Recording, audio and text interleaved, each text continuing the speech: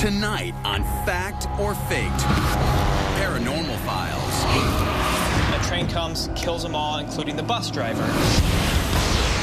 Look, you can see it actually in the distance. Super bright. I see the light. It's really, really bright. It was filmed really recently. And it comes from Rancho Cucamonga. This avid sky watcher says that she saw a triangular-shaped UFO above her house. Take a look at this.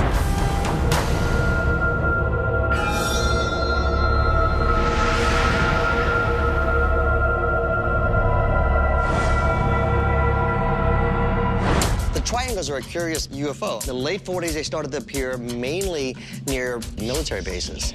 So there was speculation that maybe it was some sort of military craft, but they started to appear in the 70s in residential areas. Well, I went ahead and had this video clarified for you guys so you can see a little bit better what it might be. Take a look at this. See, to me, that looks like an airplane. Yeah, it looks like an airplane. I see wings and fuselage. I'm not convinced that it's a UFO. I see a plane. I don't see any unusual maneuvering of this craft or any other unusual characteristics that would make me believe this is a more genuine triangle case. You know, you're right. This, to me, screams military, not alien, but I would love to find out exactly what it is. Why don't we move on and see what else we have? Guys, I found this one online, and I kind of just wanted your opinion on it. Supposedly, this was caught by a webcam, and it was set up to detect and film motion. What do you guys think?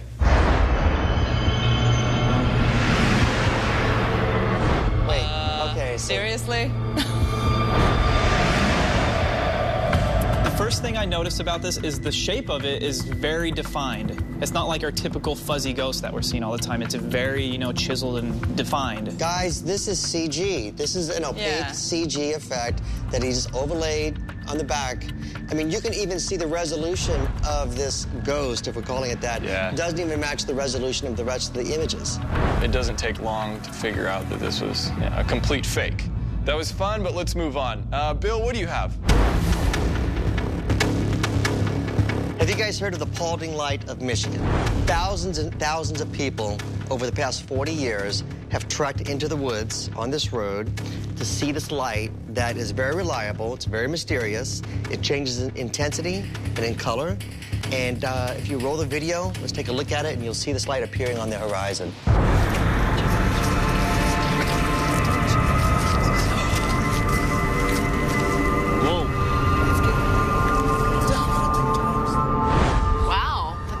Oh, wow. It is bright, but then it gets dim, and then it changes. It's been appearing for decades. Really? Yeah. What do you mean when you say it's very reliable? It's every night. One of the backstories is that this is a ghost light from a railroad switchman who was trying to signal a train that there was a stalled train on the tracks, and he had his light, and the second train crushed him, so he was killed on the track. And this is his ghost light forever warning the second train. It looks like it's just above the horizon, so we have a lot of things that we could actually put to the test to try to see if we can solve the riddle of the Paulding Light. Well, I love this story because I love the fact that there are hundreds of thousands of witnesses. I love the fact that there's so much local lore around it, and people are really just confused as to what this could be. I really like this story. I mean, and just the fact that it appears every single night, too. That's pretty exciting. Sounds like everyone likes it. It's really consistent. It means that's something that we could be able to test with it. So I think we should put that up there for right now and move on, see what else we have. I actually have a great video right here from California. A guy filmed it. He captured what looked like a jellyfish-shaped UFO in the sky. Okay.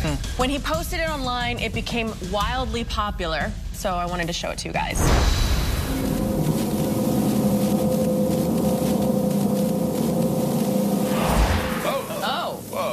Did it just disappear? Disappeared. It's like it gets sucked up into the sky. That happens so fast. I think it is CGI. I think it's CG, definitely. I have seen similar drones, almost like a cookie-cutter program, that people have taken this exact image and placed it over other cities. Everyone agree? It's a fake. CG. Larry, you're next. Yeah. I have a great case. And there was this ghost story from San Antonio. The story goes, these children were in a bus, the bus stalls on the train tracks, and a train comes, kills them all, including the bus driver. Oh, tragic. Yeah. No kidding. Nasty. So the story goes that now, every time a car stops before these train tracks, these children push these cars uphill and then over the train tracks, so this will never happen again. I actually found this video because growing up in Texas, I'd heard of the legend. Take a look. We're pulling up about 20 feet in front of the tracks. I'm putting on the parking brake, putting it in neutral, and turning the car off. Now, let's take off the parking brake and see what happens. As you can see, almost immediately, we begin to move. Oh, wow. We're actually going uphill to go over the railroad tracks. And we get pushed faster as we go. He's rolling uphill. Yeah. Wow. Oh, yeah. On top, What? and now we're coming down the other side. Wow. They say if you sprinkle baby powder or some sort of powder on the back of your car afterwards, you can see fingerprints of these alleged children pushing the car over. I have heard about this so many times from so many different people, but never talked to anybody who's actually done it. To find the location of where it is, that's exciting. I really want to go check it out and see if we can actually defy gravity ourselves and roll up this hill. Well, I think this one also gets placed very high up on the list, and let's see what else we have today. This is a crop circle that popped up in Wiltshire, UK. Now, this one is really fresh. It's very complicated and intricate, and I want you to take a look at it.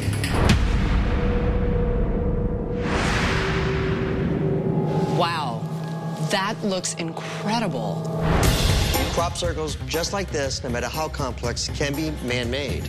It's the ones that are of a mysterious origin that are the most interesting, and you really can't tell the difference from looking at them from afar. You actually have to go within the circle. So let's talk a little bit about the idea of how these things are created. I have a video for you. Okay, there was a lady named Carrie McKenna who went to a nearby crop circle where the one I just showed you was and discovered this in her video. She sees this brilliant ball of light out there in the field. It looks like a dandelion. You know how they sort of float through? Yeah, I think crop circles is an amazing phenomenon out there. I'm not sure if this ball of light, if it's connected when we investigate a crop circle, could be something extra that we tack on, but I just feel like the crop circles as its own thing is really important, and we should take another look at it. The fact that there's two separate events here occurring in the same location, that gives me some validity to seeing this as worthwhile.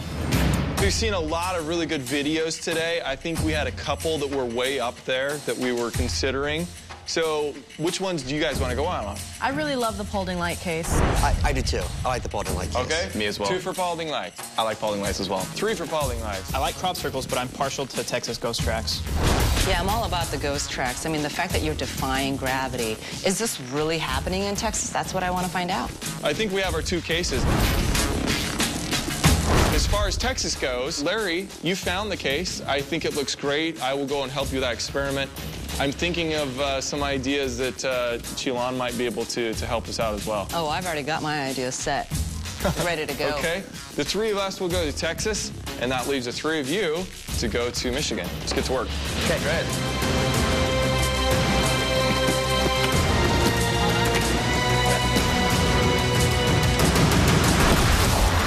Coming up on Fact or Faked Paranormal Files.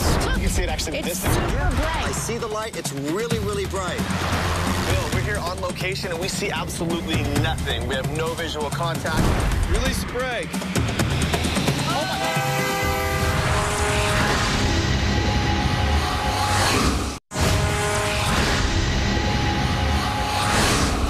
Have you guys heard of the Paulding Light of Michigan? Oh, wow. It's bright. There is a train track in San Antonio, Texas. You put your car in neutral at the bottom of the hill, and the spirit of these children come out and push you over the train tracks to safety? I think we have our 2 cases. Let's get to work.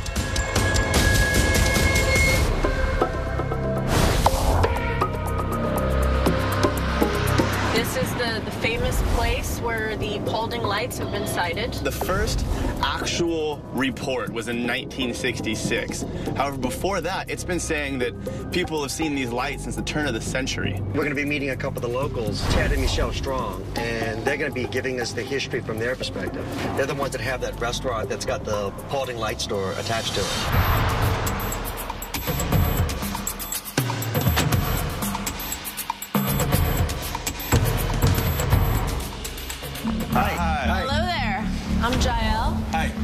Austin, pleasure. Michelle. What inspired the opening of the souvenir shop? Well, the reason was basically for the Paulding light.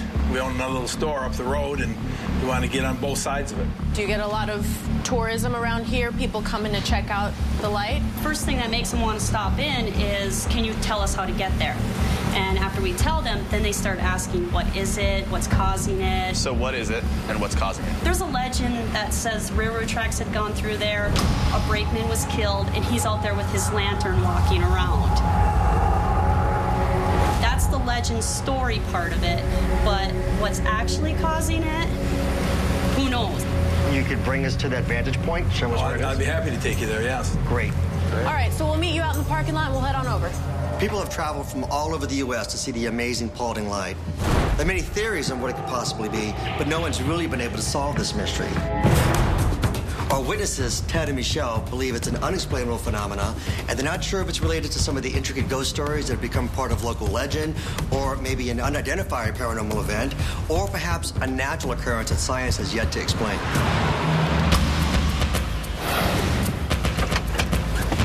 Hey, Ted. It's down here, guys. You can tell this is the exact location of the video. This is the place everybody comes at night, is just down through that dip there, right on the horizon, just at the top of the trees there is where you'll see the light at night. Thanks for leading us to the vantage point. You're welcome. I really appreciate it. Thank you for all your time and your help. You're welcome. We've got a crowd starting to gather behind us right now. Maybe we can go over and ask them a couple questions and see what their experiences have been. Yeah, it's a good idea.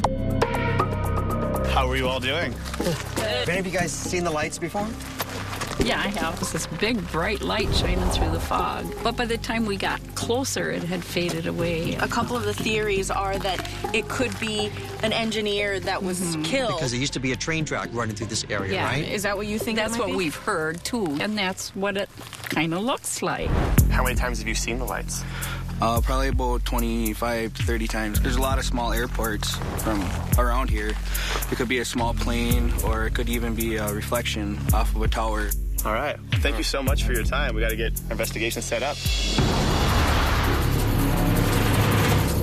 So what we're doing here is setting up 2 monitors, which are going to be connected to 2 cameras that we're setting up at separate vantage points facing the area where the light is coming from. We're going to set one up right here on the hill and another right here on the road. And that way, when the light shows up, we'll have 2 different angles covering it. Jael, I got the camera on the hill. Is it pointed towards the light? Copy that. Maybe just a little bit back to the right. All right, I'm on the way back to base. People have said they've hiked miles and miles into the woods to look for the lights. We're going to go as far as needs be to see what we can find. Plus, with this, we can get wherever we need to go and load all our equipment on the back of it without having to hike and carry everything. We have base camp set up here at the vantage point, monitors recording. We have Geiger counters ready. We have EMF readers to detect the magnetic field. We have gas readers ready to go. We're just waiting for the lights to pop up so we can start this investigation.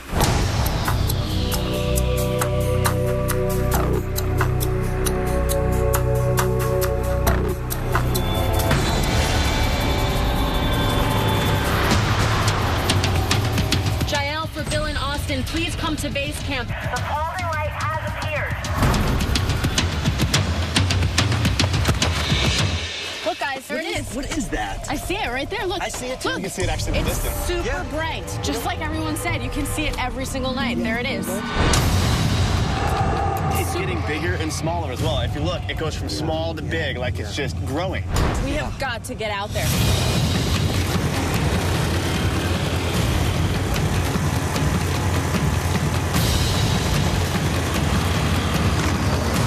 Bill, we're getting close to the location. Are you seeing anything? I have a visual. We're on location. We're at the top of the hill where the Paulding lights have been spotted. Right now, we have no visual confirmation of the light. Are you seeing anything over there? Yes, I am. I do have a visual. I see the light. It's really, really bright. That's amazing. We don't see anything right here, and we're right next to it. Bill, we're here on location, and we see absolutely nothing. We have no visual contact. Guys, we should move on and see if we can find any anomalies that could be causing this light.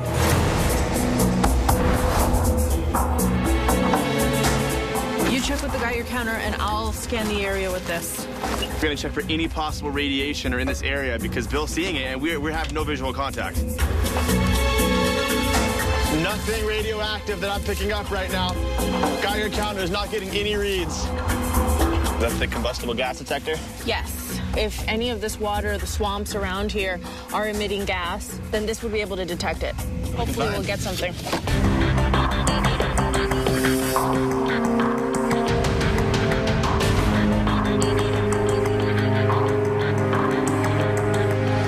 This hasn't changed. It's been steady, and it's always remained low.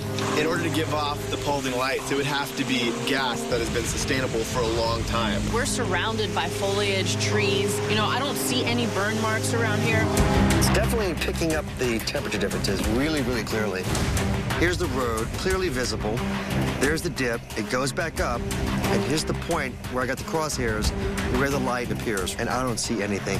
The Paulding light that we see, it's not being picked up by the thermal imager. Unfortunately, we detected nothing significant, nothing that would have enough power to actually cause a phenomena like this. I don't think we've got much more to find here. We're heading back to base now. We're packing up. We'll see you in a couple.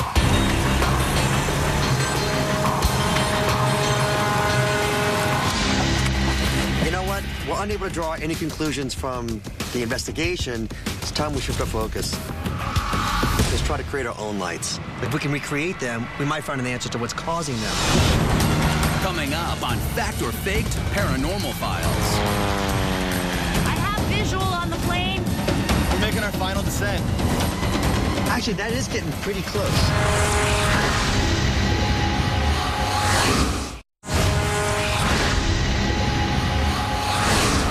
I do have a visual. I see the light. It's really, really bright.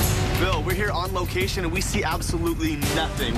Our conclusion here is that it's not a natural phenomena. Our next step is to test whether or not this is a man-made thing. Let's try to create our own lights.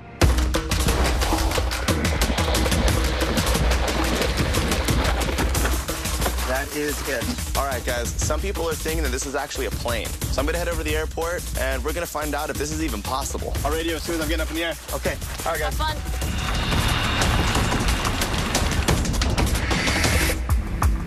Bill. Yes, sir. Hey, how are you doing? But it's fun to meet you in person. Glad to meet you, too.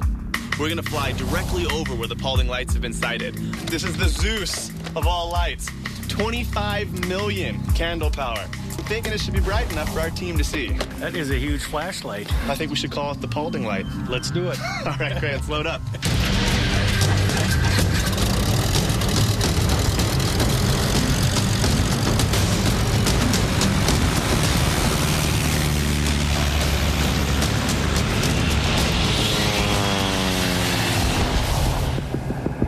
We got the camera on the hill, and we got this one on time-lapse, so I think we're ready. If they need help aligning themselves with the road, we've got the laser here. Austin the team, do you read? Austin the team, do you read? Copy that. We're waiting, and the laser light is in position. Just keep that as your reference point.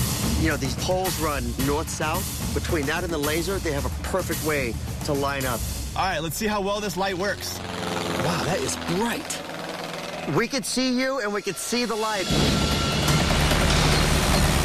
Roger that. We're making our final descent. I have visual on the plane. Guys, here we come. Make sure the cameras are rolling.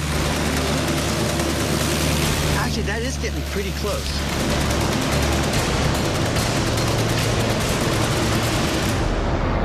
They're still too high up. Much too high. I know that they're descending at the moment, but they're only going to be able to descend a certain amount until they actually might be hitting treetops.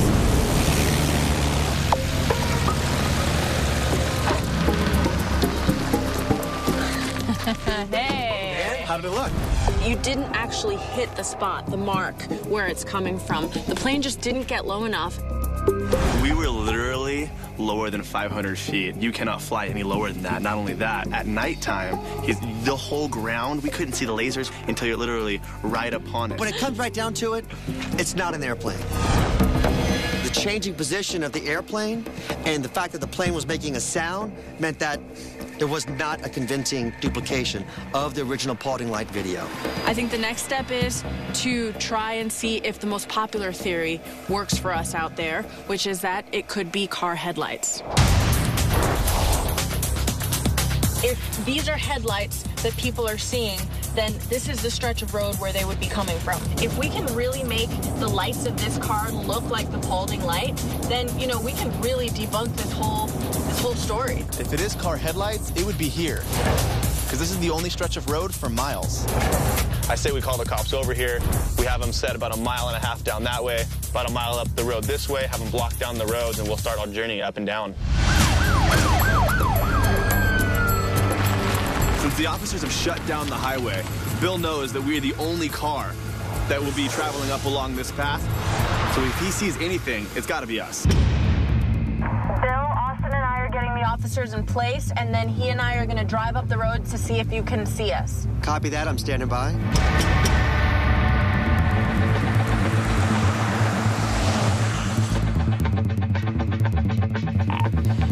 Bill, the last car is secure. Are you recording? Affirmative. Recording. So look for any lights you see. Starting in 3, 2, 1.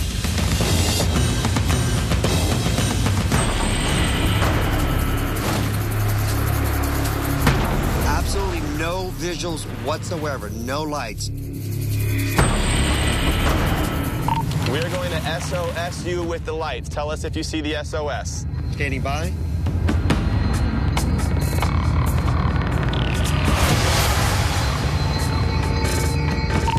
Negative. I'm perplexed now. So far, I was thinking that this was definitely going to be the answer, but now I'm confused. I honestly was sold into being headlights completely. Bill, we're now going to try the hazard lights. Tell us if you see any difference.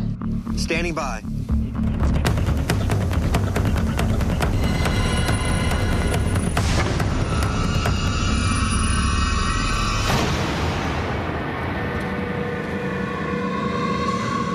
Negative. I do not see hazard lights, but I see the white light. And it's getting brighter. What am I looking at?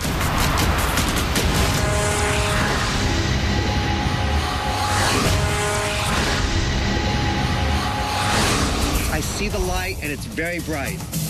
Austin and I have been going up and down Highway 45. We have manipulated our lights in so many different ways. Bill has been seeing light coming from this area. I'm not sure where you guys are, but I can see the light, and if it's not you guys, I don't know what it is that I'm looking at. All right, Bill, we're going black in 3, 2, 1. There's no change. Whatever he's seeing is not coinciding with what Austin and I are doing. Whatever that is that he sees, it's not us. We've done all we can do here. We've done every trick in the book as far as what we can do with the car. I say we just head back to base. Time to move on.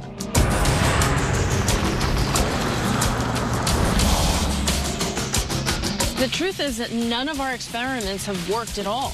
You know, it doesn't seem to be any sort of environmental anomalies of any sort. Not really willing to rule out that it's not something normal completely, but none of our experiments have worked. So, I mean, this is kind of all that's left, I feel like. The ghost stories associated with the Paulding lights have become local legend, and maybe there's something to it. So let's focus on these EVP sessions we're going to be doing. Okay, so why don't we split up and we all go do our own sessions and see what we can get.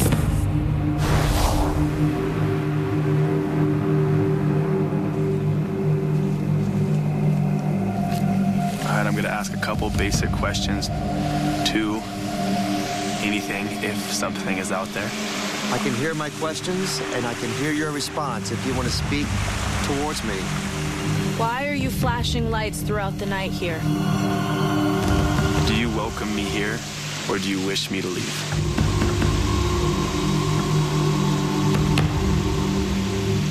Is there something you're trying to warn us of? Is there something you want to teach us?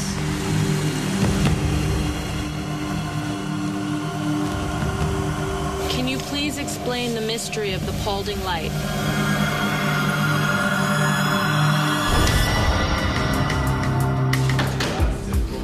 Hey man, how'd it go in Texas? Tremendous. How was Michigan? Let's start with you guys first. Michigan was pretty fantastic. I mean, we saw the Paulding light. We absolutely saw the Paulding light several times. Yeah. Really? Several times. Yeah. Several times. Tell me you got on film. We did? Yeah. As a matter of fact, you know what? We got a clip here.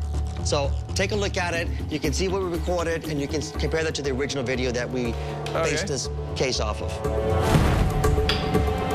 There it is. Yep. Now, were you able to catch it at the same time of day? Yeah, we got there right around dusk. Wow. So we had to scramble to get our cameras up, and the light was already beginning to appear. Really? Yeah. It is reliable in that it happens nearly every day, but it's not reliable about what time you'll see it. Okay, well, tell me about the experiments. What'd you do? So one of the popular theories is like, well, maybe it's an airplane. Intensity matched, but the movement didn't. So it wasn't an airplane. You came to a 100% conclusion that it was not a plane. Definitely not. So for the next experiment, we decided let's explore the very popular theory that it's cars on Route 45.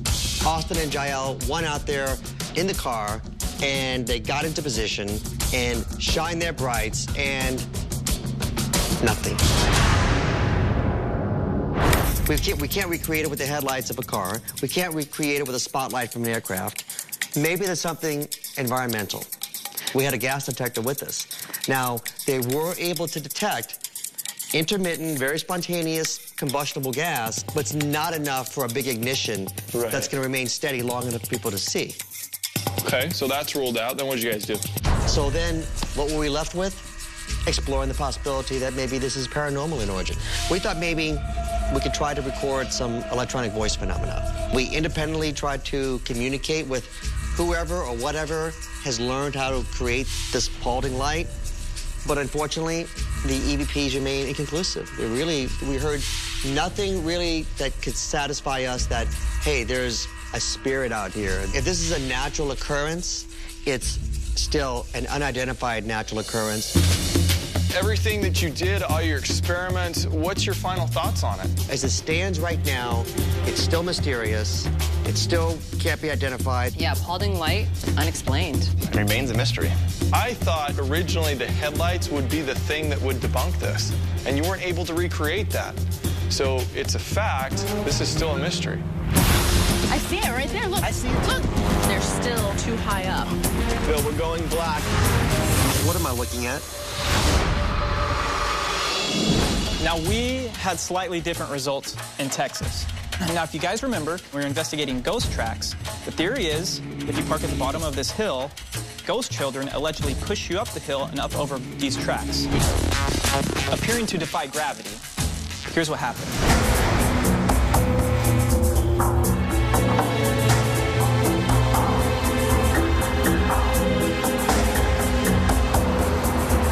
What time is our witness Capone de Leon meeting us? To be honest, he should be there here in just a couple minutes. We should get there right on time.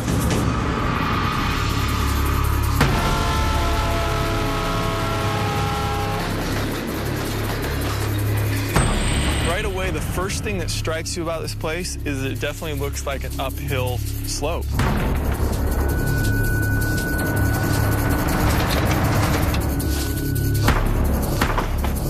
It's finally good to meet you. Thank you so much for meeting us out here. Why don't you tell us a little bit about where exactly this story originates? Basically, what happened is at this railroad track crossing, a bus full of school children got hit by a train. And so now, whenever somebody's parked out here on the tracks, they'll come out here and actually push them over the tracks. Now, this San Antonio urban legend is really, really popular. When you came out here, did you really expect to be pushed uphill in your car? Well, the first time I came out here with friends, we did the baby powder thing, and we got pushed, and we're just blown away. We're not expecting that to happen. Once you take the parking brake off, you start moving instantly. We're actually going uphill to go over the railroad tracks, and we get pushed faster as we go. And it really does seem like somebody's trying to get you to go past. And I don't know if you've seen trains come by here, but they come by here pretty quick. So if you're right out here on this side, you cannot see a train coming from this way. Now, were you ever able to capture an image? The fingerprints were the only proof that I could find. And everywhere we look, we see little fingerprints. Little ones.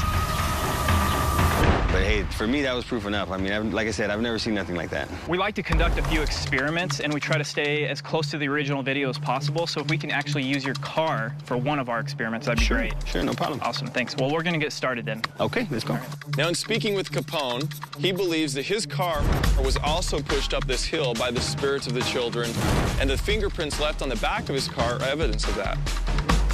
So you can see, guys, there's already prints on this car. I mean, I watched Larry touch it. Let's thoroughly, wash this thing down. Just cover every square inch where we possibly think there might be prints of someone pushing it. Okay, guys, I think it's all washed up, ready to go, and I think we should try this out. I'll get in the driver's seat, get ready to be pushed over these tracks. I'll ride shotgun and shoot from there. And I will cover you guys with the camera on the side of the road. Capone instructed us exactly what he did in his video so we can get similar results. I'm putting on the parking brake, putting it in neutral, and turning the car off. All right, Larry, so tell me what you're doing. First thing I'm gonna do is take the car out of gear. Out of first, and in neutral. Next thing I'm gonna do, take the keys out, so there's no possible way this car can be on. Now I'm gonna take my foot off the clutch. Okay, Larry, the camera's all set. Are you ready? Ready! Okay, in 3, 2, 1, release the brake.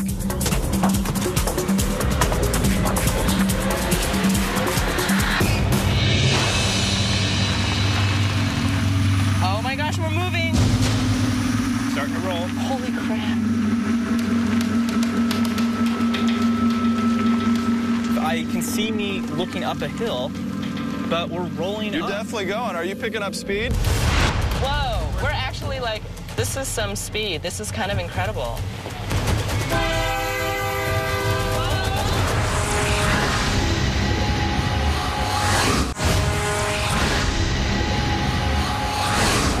Now, in speaking with Capone, he believes that his car was also pushed up this hill by the spirits of the children. Release the brake. All right, here we're rolling.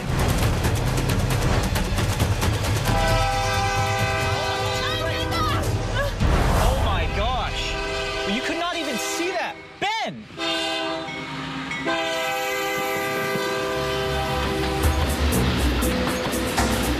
That was so close. Being at this perspective, you can't see anything past that tree around the corner, so that train just came barreling down.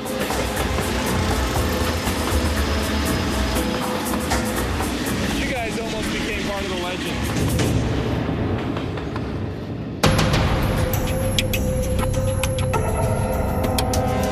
Okay, here we go in 3, 2, 1.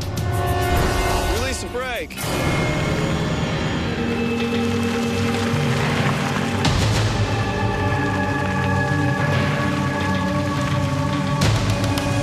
This is a lot of speed.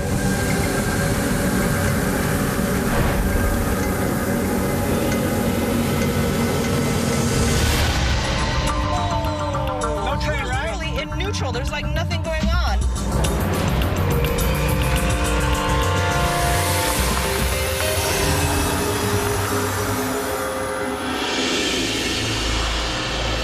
You start out really slow, and then you started really picking up speed and went all the way up and over it. You expect to maybe start rolling, and then you're looking at going up a hill. You expect to stop or even slow down, but I just felt like we just kept going faster and faster and faster. What did it feel like at the beginning? Did it feel like it was a jolt, like, starting from a stop? It was very, very gradual. But it was a constant speed is the thing. Like once it started, 2 seconds in, it was exactly that speed the entire time. Well, it looks like this one was, a success. We got it up over the hill. So why don't you back it up and we'll see if we can get some prints off of it. So we just went over the tracks in Capone's car. It is uphill. We were in the car. It rolled once we put it in neutral. What I think we'll do is we'll start the level where a child would be if they were pushing the car.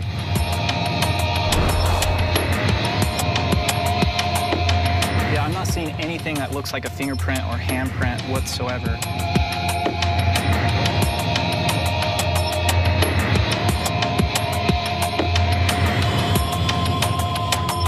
We've really dusted this down, and I'm not seeing any prints at all. So I dusted the entire trunk of Capone's car, and there were no prints. There probably were some pre-existing prints before he began his experiment. Now, most of the reports that we've heard about in this case is with smaller mid-sized sedans rolling up this hill over the train tracks. So it makes me wonder, does size and weight matter? Now, legend has it that this accident occurred with a school bus on these train tracks. Can these kids that are pushing these other smaller cars up over this hill handle pushing something like our own school bus? Is this big enough for the size matters test, guys? I think this will work. All right, well, let's wash up the back of it and get on the tracks. Sounds good.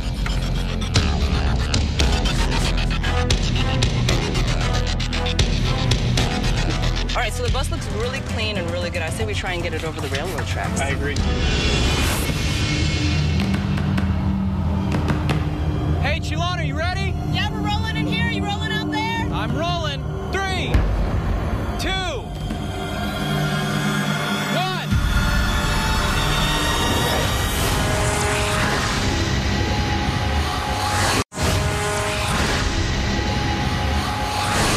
What would happen if we got a really large vehicle, like an actual school bus? 2,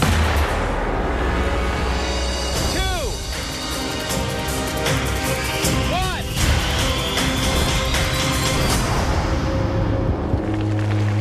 All right, they're rolling. Holy! Oh, it's really picking up some speed. Think it's the kids pushing us? I don't know. Very consistent speed. We're really going uphill over the track. Gosh. Oh my God!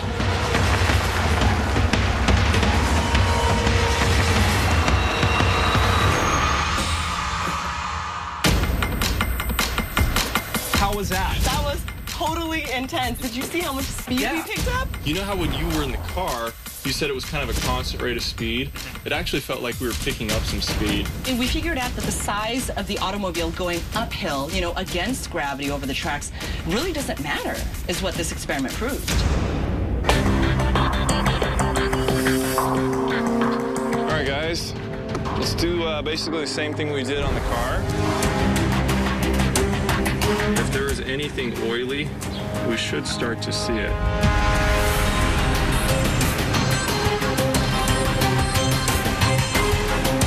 Let's try this handle here.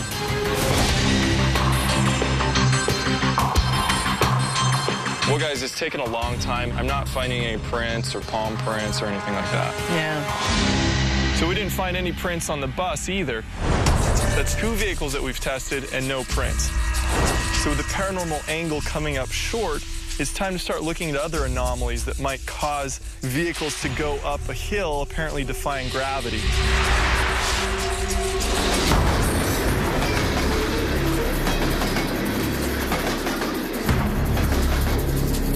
Basically, what this is going to do is give us a 3D model of the magnetic lines that are in the area. Oh, okay. The Earth's magnetic field has direction to it, and this magnet suspended in this gimbal. The red is pointing north. You can see it's dipping downwards. And if that changes in the direction, just let me know. There is a theory that if no one is being pushed by anything of paranormal origin, maybe there's something being pulled.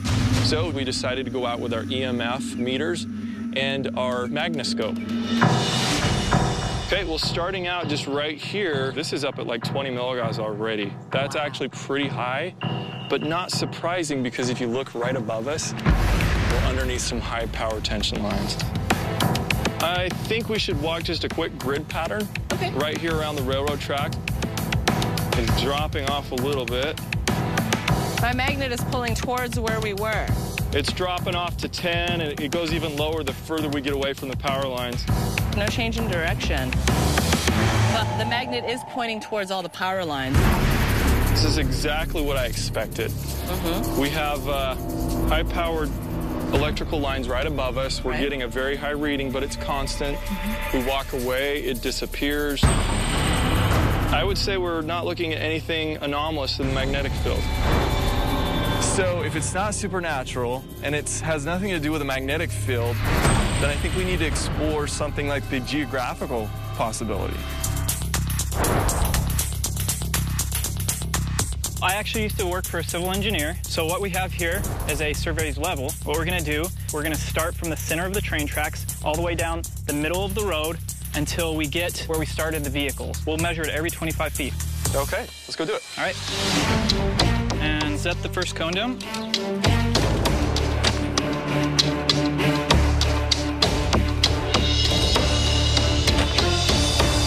So that is 150 feet, right? Yep. All right, so Chilon, here's what I'm gonna need you to do. Take this level rod to each cone that you see here in the middle of the street, hold these measurements towards me, and I'm gonna take a reading. All right, Chilon, you ready? I'm ready, I'm at the first cone. All right, 6.1, 5, 6.5, 5, 3, 5, 1.5, 4, 6.5, 4.5. All right, last one. So our last one is 3.5. Give me a second to work the numbers here.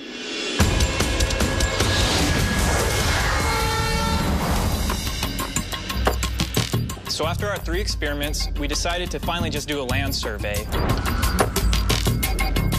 And what we found is very interesting. We weren't looking up a hill at all. In fact, we were looking at a 1-degree downgrade. It was downhill. Now, where we were starting from, it slopes down, down, down, and at the very end comes up the hill. But the surrounding terrain and everything makes it look like the whole thing slightly is uphill. So it's an optical illusion. Wow. It gives you just enough momentum to get up and over that hump of the train tracks. It's amazing the tricks your eyes can play on you. The actual accident of the school kids dying in the bus being hit by a train did happen in 1938, but it happened in Salt Lake City, about 1,000 miles away. But it was heavily covered in San Antonio, so it actually just became a part of local lore there. This is a perfect example of a natural optical illusion getting mixed up with a legend of a paranormal event that didn't even occur in this location. I'm impressed, guys. You did a really good job at opening this case wide open. This is a myth I've been hearing about since I was a kid. I am so excited you guys finally got an answer. The Texas ghost track case has been solved.